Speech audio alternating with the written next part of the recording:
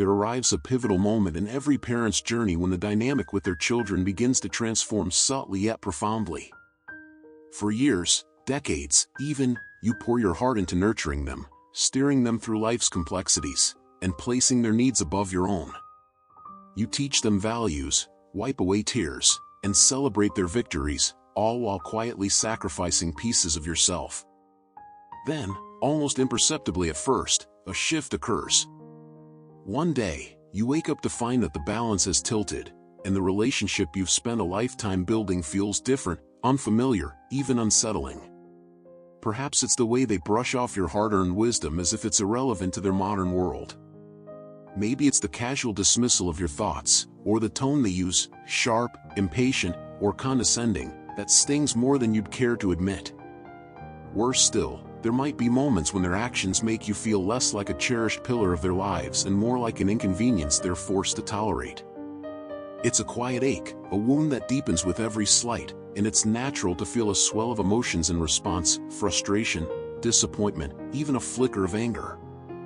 After all, you've given them everything: sleepless nights, endless encouragement, unwavering support. Don't they see it? Don't they owe you something in return? You might be tempted to confront them, to lay out the ledger of your sacrifices and demand the respect you know you deserve.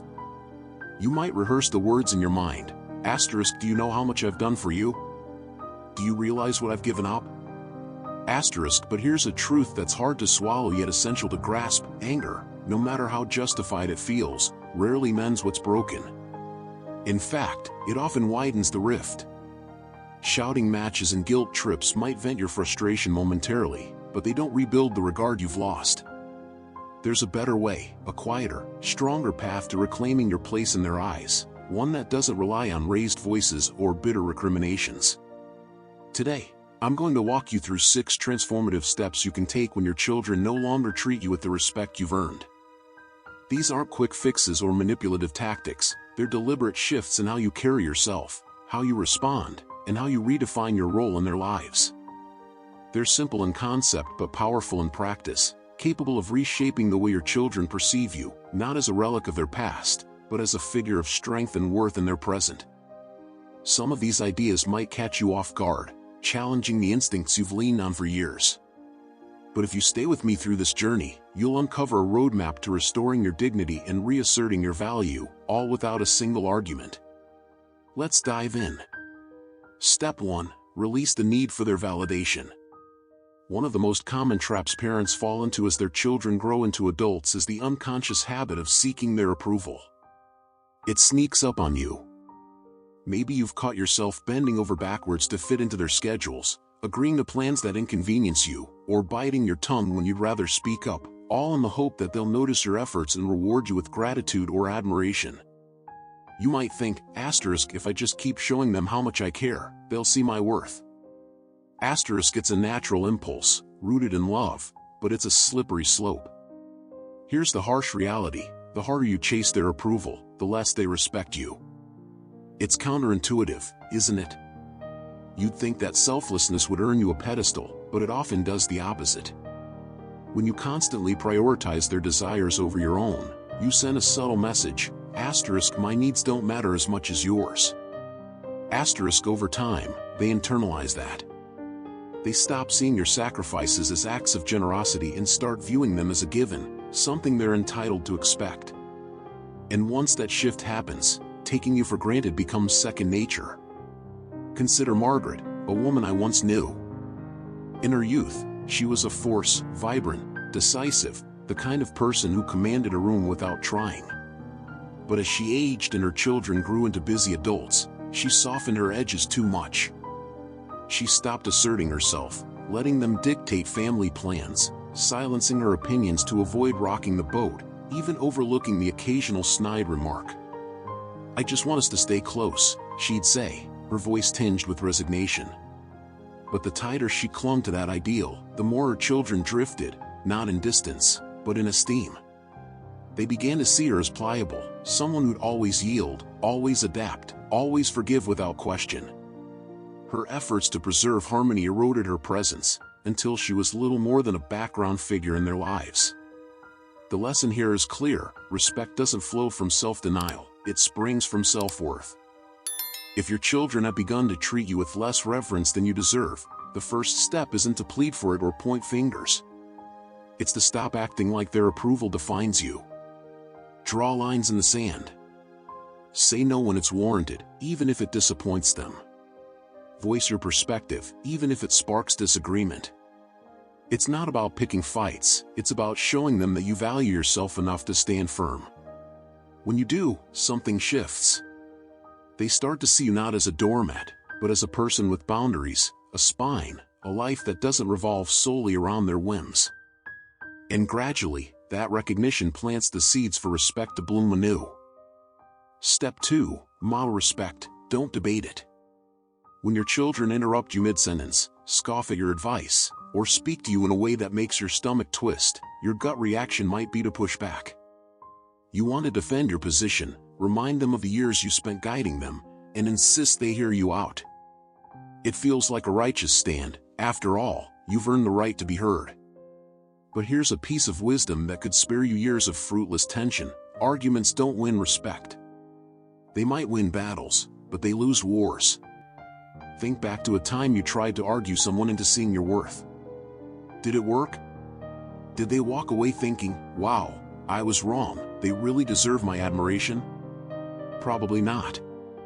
Respect isn't a prize you claim through verbal sparring, it's a quiet force you embody. When you meet disrespect with a raised voice or a litany of grievances, you're not proving your strength, you're handing them the reins. You're showing them that their words can rattle you, that they hold the power to pull you into their game. And once they sense that, the dynamic tilts further in their favor. I once knew a man named Frank, a retired educator whose classroom presence had been magnetic, firm yet fair, a natural leader. At home, though, his adult children treated him like an outdated footnote. They'd roll their eyes at his stories, brush off his concerns, even chuckle when he tried to offer guidance. At first, Frank fought back, his voice rising as he tried to reassert his authority. "I've been around longer than you, I know what I'm talking about," he'd say. But the louder he got, the more they tuned him out. The arguments left everyone drained, and Frank felt smaller than ever. Then he shifted gears. Instead of battling for their ear, he stopped talking over them. He listened, really listened, without jumping to defend himself. When they crossed a line, he didn't snap, he responded with calm certainty, his words measured but unwavering. He didn't beg for respect, he lived it. Over time, his children noticed the change. They saw a man who didn't need to shout to be heard, who carried himself with a quiet strength that didn't bend under their jabs. And slowly, they began to mirror that respect back to him. If your children dismiss you, don't waste your breath trying to convince them otherwise. Show them what respect looks like through your actions. Hold your head high. Speak with clarity and conviction, not desperation. Refuse to stoop to petty squabbles. When you respond to their slights with grace and poise, you don't just preserve your dignity, you set a standard. And in time, they'll rise to meet it. Step 3. Untangle your emotional reliance. As parents age, one of the toughest truths to face is that your children can't, and shouldn't, be your sole source of emotional sustenance.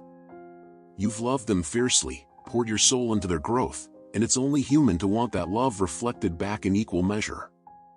But when you lean on them too heavily for validation or happiness, the relationship buckles under the weight. It's not their job to fill your cup, and expecting them to do so shifts the power in ways that erode respect. People, yes, even your own flesh and blood, are drawn to those who stand on their own 2 feet. When your children sense that you need their affection or attention to feel whole, it creates an unspoken pressure. Instead of appreciating your presence, they might feel smothered, obligated to prop you up. That burden can breed resentment, impatience, or distance. The more you pursue their emotional support, the less they offer it willingly. Take Helen, a warm, generous mother I once knew. After raising her kids with boundless devotion, she found herself adrift as they built their own lives. She'd wait for their calls, her days punctuated by the silence of an unringing phone. When they didn't reach out, she'd dial them instead, her voice brimming with longing as she asked when they'd visit. "I just miss you so much," she'd say, hoping to pull them closer. But her neediness had the opposite effect. They withdrew, their responses growing curt, their visits rarer. They didn't see her as a pillar anymore, but as someone clinging to them for stability. Then Helen rewrote the script. She stopped hovering by the phone.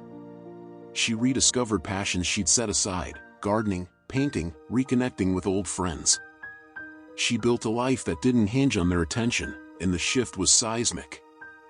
Her children, suddenly curious about this new, vibrant version of their mother, began calling unprompted.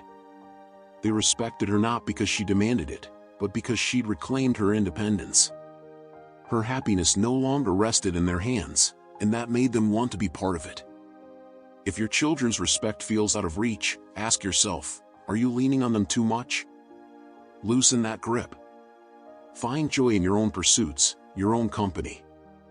When you radiate self-sufficiency, they'll stop seeing you as a dependent and start seeing you as a force, someone they admire, not out of duty, but out of genuine awe. Step 4. Define and defend your limits.